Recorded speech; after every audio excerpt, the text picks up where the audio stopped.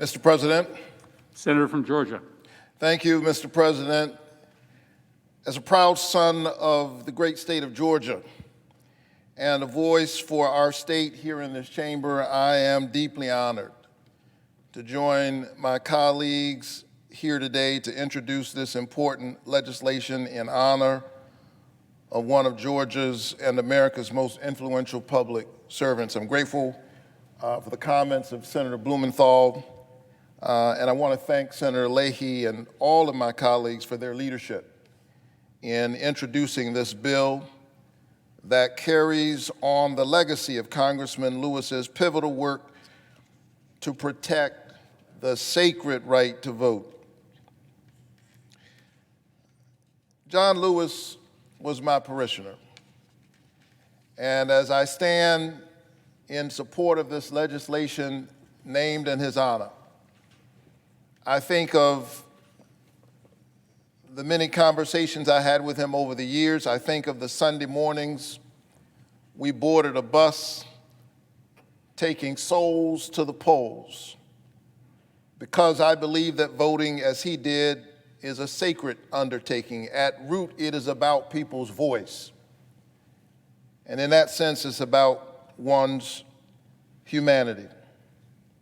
I learned so much from Congressman Lewis, and the lessons from his lived experiences, working deep in the trenches to defend and advance voting rights. He laid it all on the line. When President Johnson took his pen and signed this legislation, making it law in a real sense, what he etched had already been affirmed in blood. The risk that John Lewis took,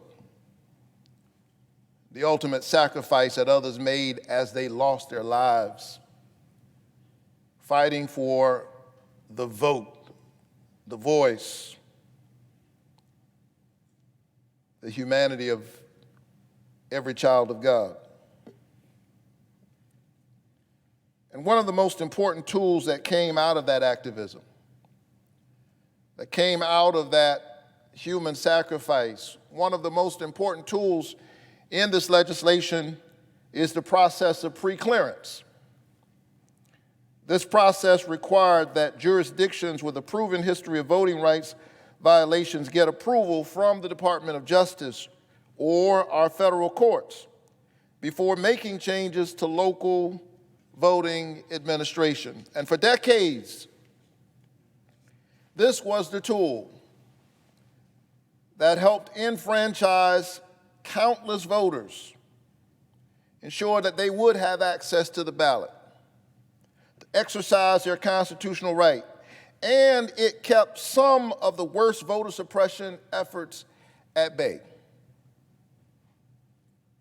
And then in 2013, the Supreme Court in Shelby versus Holder asked the Congress to update the coverage formula that determines which states are subject to preclearance. The Supreme Court said that this preclearance formula had somehow been outdated. And Congress ought to bring it up to date.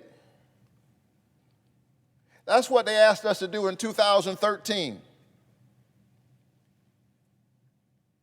Since then, Congress has been unwilling to act. Preclearance has been allowed to atrophy, and we've seen the results,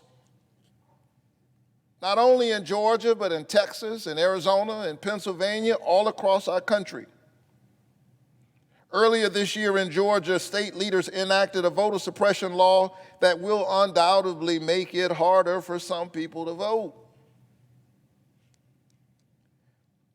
If the tool of preclearance were in place right now, SB 202 in Georgia likely would not even be on the books.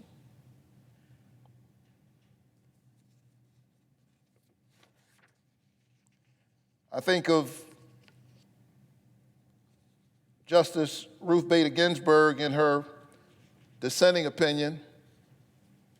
When that decision came down, she said throwing out preclearance when it has worked and is continuing to work to stop discriminatory changes is like throwing away your umbrella in a rainstorm because you're not getting wet.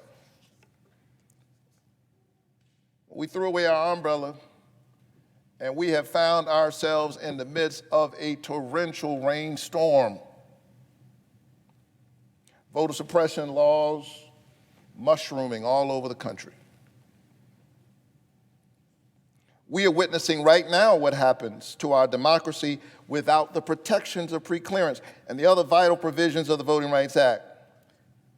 The lack of robust voting rights protections has ramifications for every American, as we've seen efforts ramp up this year at passing sweeping state-level voter suppression laws, not laws that only impact black people and people of color, to be sure, but also students, seniors, whomever certain politicians are afraid of will somehow get in the way of their craven march to power. And so this bill, the John Lewis Voting Rights Advancement Act, is about Congress finally doing its job, finally doing what the Supreme Court asked us to do in 2013. Should have been done a long time ago. The updated Voting Rights Advancement Act we're introducing today restores the Voting Rights Act of 1965. It strengthens our democracy by reestablishing preclearance, and it makes it better by updating it to also protect against specific practices we know suppress the vote, like polling place closures and new types of voter roll purges happening not only in the South, but all over the country. Our bill also restores Section 2 of the Voting Rights Act to protect minority communities from discriminatory voting practices after the Supreme Court diminished Section 2 earlier this year. Mr. President, just like the Freedom to Vote Act, me and many of my colleagues introduced just a few weeks ago to set national standards for voting so every eligible voter's voice is heard. The John Lewis Voting Rights Advancement Act we introduced today is designed to meet future challenges and address additional anti-democratic efforts aimed at suppressing the vote all over our country. Since I was elected on January 5th, since that terrible day on January 6th when this very Capitol was assaulted, we've seen more than 400 proposals in 49 states. So the John Lewis Voting Rights Advancement Act builds for us a fire station to protect against future fires. But the House of Democracy is already on fire, and so we need the John Lewis Voting Rights Advancement Act, but we also need the Freedom to Vote Act. We've got to put out the fire. We've got to build a fire station for future fires. Mr. President, I know there's a lot on our plate, but we can't waste any time getting these bills passed. We can walk and chew gum at the same time. John Lewis walked across a bridge in order to build a bridge to a new American future. We already had infrastructure. He understood that the infrastructure of our democracy was in trouble, and so he walked across a bridge in order to build a bridge. And so the House has already passed a version of this act, and I know my friend Senator Joe Manchin has been having conversations about the Freedom to Vote Act with our friends across the aisle. We're happy to talk to anybody on both sides of the aisle. A similar version of this legislation has been voted up by this chamber repeatedly in the past with strong bipartisan support. Some 16 Republican senators who were either here or in the House when it passed in 2006, 98-0, are here today. And I asked them, what's the difference? Voting rights are not just another issue. Voting rights are preservative of all other rights. Voting rights are about the foundation of our democracy. And I believe that if the world's greatest deliberative body can't find a way forward to get this done, history will judge us harshly, and rightly so.